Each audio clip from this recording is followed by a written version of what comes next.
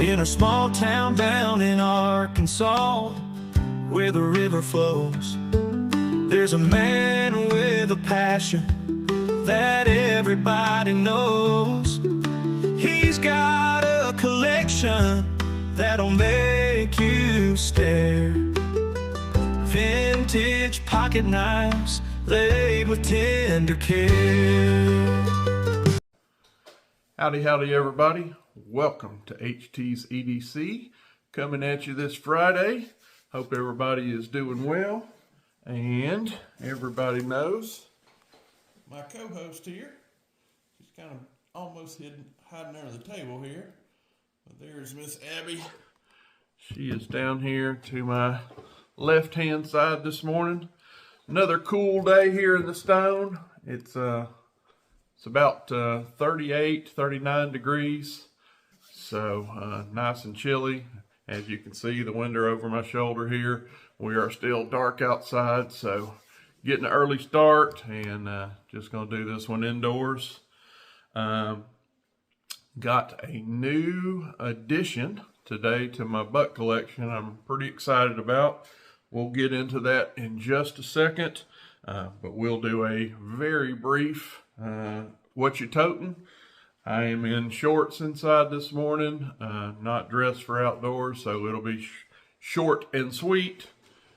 Got my pocket cross in my left front pocket, and today I've, in the old MKM magnetic, we have the old Remington tracker. Go ahead and check this thing out. Oh yeah, we have got this one teenered up pretty good, if you can see here. And this actually is carbon steel. This is one of their new shields. If you can see right there, it has the bullet through the shield there. That is when they moved their production to the Madison, North Carolina facility. And in honor of that move, they ran some of these knives in carbon steel. And if you can see, we have a real orangey red or reddish orange, whatever you want to call it, Delrin handle here. Got a little yellow right up here. And of course, some more on the back. Matches really nice. And of course, it is a lockback. Yes, sir. The Remington tracker. I don't see the model number on it. This video ain't about that one, but I have done a video on this in the past. If you hadn't caught it, you can go back and check my videos, because when this came in, I did a full review and the model number and all the specs, the whole kit and caboodle will be on this if anybody's interested in that. But that is what we're going to tote today. So let's get into the show. Get the lid off my cup of joe here. I don't know if y'all can see that smoking still. Let that start cooling down a little. But anyway, not too long ago, maybe 3 weeks, something like that. I didn't look it up. I would say within less than a month, one of my followers sent in a couple of buck 500 Dukes for me to review.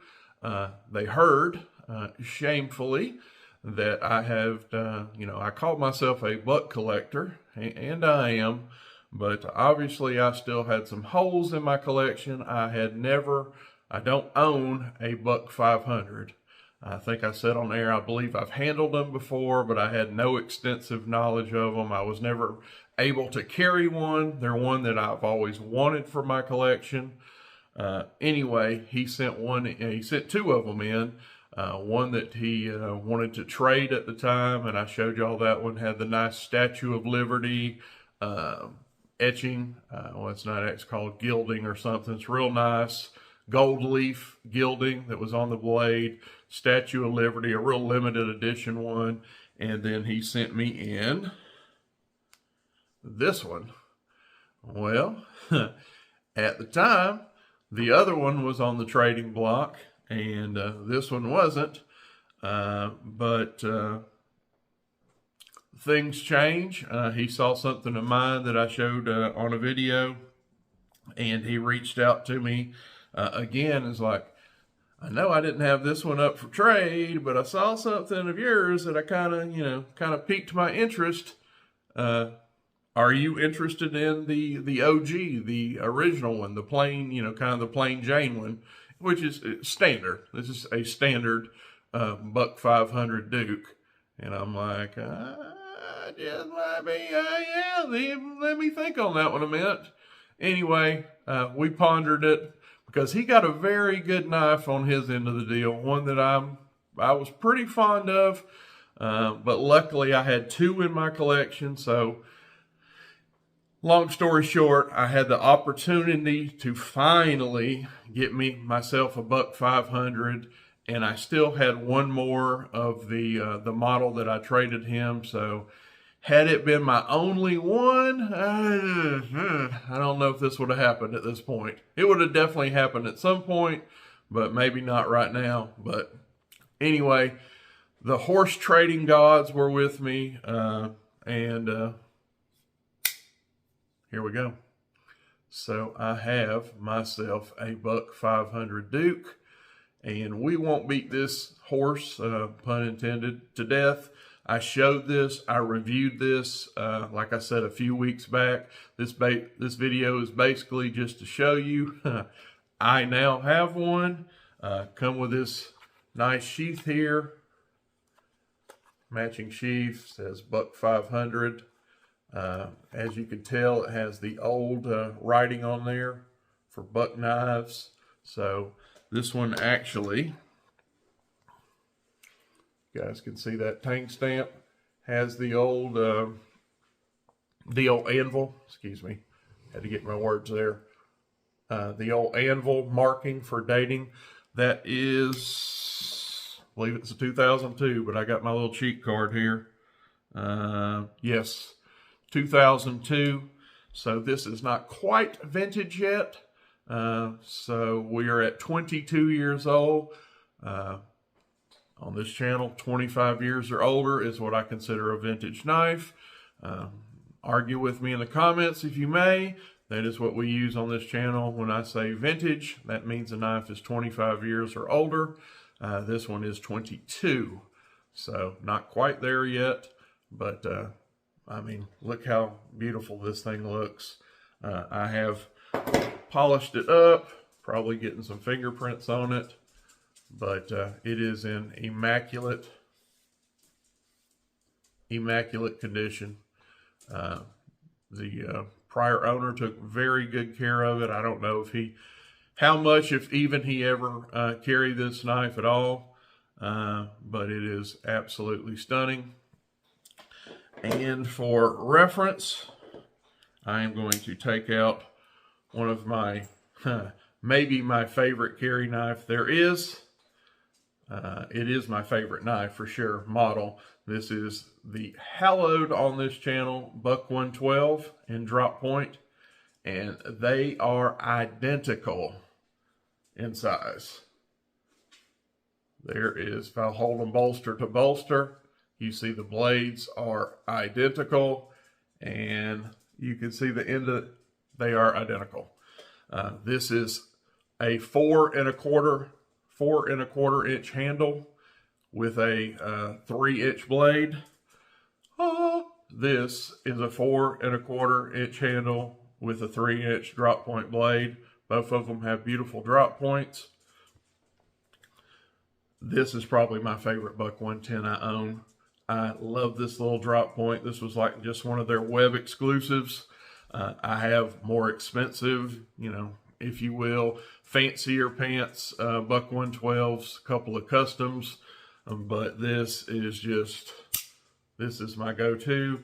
Check out this action. I have a thumb disc on this thing, and this is some of the best action I've ever seen on a buck knife. I don't know if I'm just lucky. I didn't do anything to tune it. I've used it, but look at that. Just absolutely, I mean, I can hold it straight up here Well, of course I'd fail it on camera, just like that.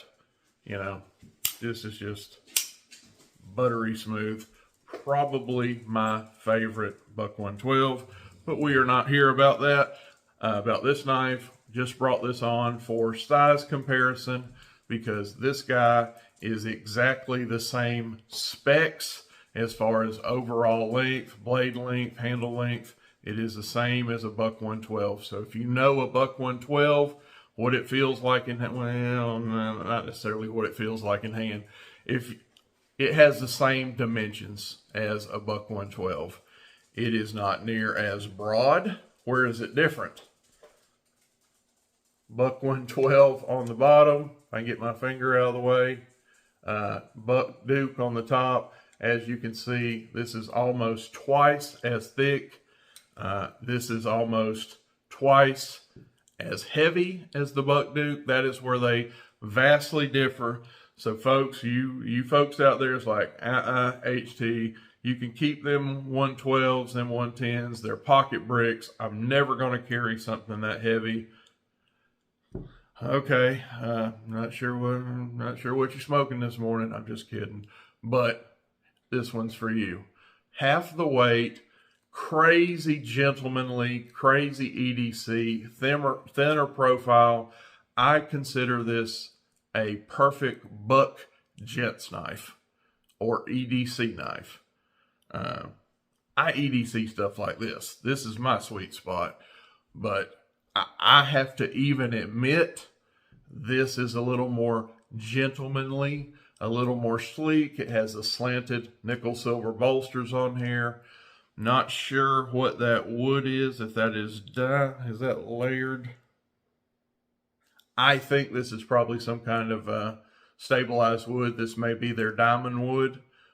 Don't quote me on that, but I think I can see layers in there. Very beautiful. Obviously will never swell. If you got it wet or whatever, it's not going to swell or crack on you. So there is advantages to that diamond wood when you don't have a natural wood. I get it. I love the natural woods, the beauty of them. But there is something, man, I tell you, I look at that in the light. And even these veneers, the top layer, like of these diamond woods or stamina woods, these laminated woods, there's layers of real hardwood in there. So probably what you see right on the very surface is indeed a hardwood, is a real wood.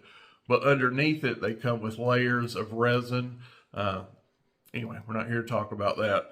But it's layered, and that's when they come with the synthetic stuff. So probably what I'm seeing, because I'm almost like seeing some grain right here on the very top of this. It's beautiful. And if it is a stabilized wood, like I said, never have to worry about any elements or if it gets wet, it's almost impervious. So there's pros and cons to, laminated wood. What else we want to talk about? Said we weren't going to beat this to death. Again, it's a backlock. We have nickel silver bolsters. We have a beautiful drop point blade with a half moon nail nick here. I don't think there's a whole lot to say. Kind of a hollow grind. This comes down to a fairly thin edge. If you're wondering, is this how will this slice? It will slice very well. If you're used to a Buck 110 or a Buck 112, the hollow grinds on those, this is just as, and it might be a little thinner behind the edge at the bottom. Everything about this is just going to be slimmer and sleeker than something like this. This is made to be more pocket friendly. They do send you a big sheath if you want to sheath carry this. I 100% think a little it ain't got to be this MKM magnetic, but I 100% think this will can be put in a slip and dropped right down a pocket. And honestly, you people that don't like slips, the weight of this, I could see a lot of y'all just pocket dropping this. Now, if you're going to have change and all, much other stuff in your pocket, these bolsters are going to get scratched and dinged. So that's why I would personally protect something like this in a slip. But I'm just telling you, weight wise, yeah, this is pocket droppable, or as I would do, pocket drop it with a slip, but definitely not as heavy as something like this. This, you need a side sheath. You need a sheath. You want this on your belt. I got those Ed Costas that run vertically. That's how I'm really into that. Excuse me, horizontally along my belt. This is how they ride, right through the belt. But I mean, this one is set up for vertical carry. But my point is, for a buck 112, buck 110 size, you need something like this because they are heavy, they are brutish, they're wonderful and beautiful. I think that the best thing since sliced bread, but they are a lot just to drop just down in a pocket. But this may be your answer. And I just think it's absolutely beautiful. Finally, I can say I have a buck 500 in my collection. It is beautiful. It is in great shape. Could not be more happy. Thank you. I won't say your name on air. You know who you are. And I may have said it in the past when I showed these two that came in. I don't know. But happy camper on this side of the horse trade. And I know he is. He already got his in. We've spoke. So another 2 thumbs up horse trade. And I'm excited. Very happy to finally have one of these. How will I use this knife? What will this be for me? It will be more of an EDC. I will probably EDC this some. This will not be a woods tote, cleaning a deer, outdoors carry, like if I'm going to the deer woods. This is where this guy here, something like this, even something like this tracker, I'm carrying today, that's more designed in my opinion.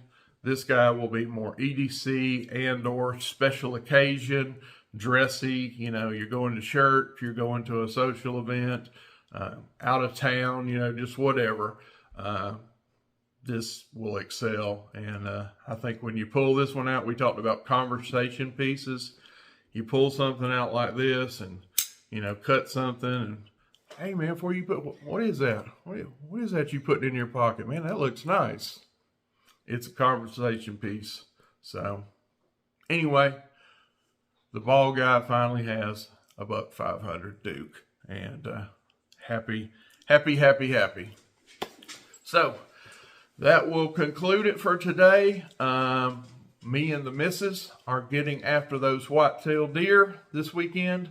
It is opening day tomorrow for the new season known as Alternative Weapon. It is the artist formerly known as muzzleloader. It's about the same duration. It's 9 days. It's a 9-day season, but they have allowed us some new firearms, and graciously shout out to my brother from another mother, Dwayne. He has let me borrow one of these fancy new rifles. Straight-walled rifles. I don't own one. He asked me, hey, you getting out there this weekend? I'm like, oh yeah, me and Shell's gonna get out there and just like we always do and tote the muzzle loaders. Well, Dwayne stepped up and he's like, hey, I got some of those straight-walled rifles that's allowed now. You want to borrow one? And I'm like, sure. And anyway, long story short, y'all don't care about this. Ain't really a hunting channel. But I will be toting a 4570 Government. You hunters out there know about that caliber. It is a big old hunk of lead. I think it's a 325 grain bullet. It is a big one. I think the gun really is kind of like is popular for like buffalo size animals. But hey, Dwayne's, it's one of them that's on the list that they allow us to use. And obviously, if it will take down a buffalo, it'll take down these little Arkenstone deer we have running around here. So anyhow, I will be toting that tomorrow, and Don't know where am I going with all this. Don't know how the videos are going to go for the next for the weekend. They may be obscure times. There may not be one at all. There may be some little quick shorts footage from the field. Just don't know. But if you don't see a morning video tomorrow or the next couple of days, you'll know why. HT and Mrs. HT, we're out there hard after them. So anyway, we're going to get off here. God bless you. We love you. Thank everybody. Hit the like button if you're still listening here. It don't cost you a thing. Leave me a comment. I try diligently to answer every time someone leaves a comment. I try desperately. I am a man. I'm not going to tell you I don't miss one occasionally, but you followers of the channel pretty much know if you comment to me, I comment back. I love it. Love chopping it up with you guys. And if you really like stuff like this, there's another button right over here. Click that one for me. That is the, as I call it, on-screen family button. And that is what you guys are to me. I don't believe in the S word. I say that all the time. You are family. I call you guys on-screen family. And yeah, love growing you. Love growing this channel and would love to have you be part of that. So if that interests you, go ahead and smash it. Click that for me. We love you. God bless. And not sure when it'll be, but it'll be soon. I will see you on the next one. We're out. Buck knives gleaming under that old porch light. He'll tell their stories deep into the night. Reviews and torture tests, it's a sight to see. HT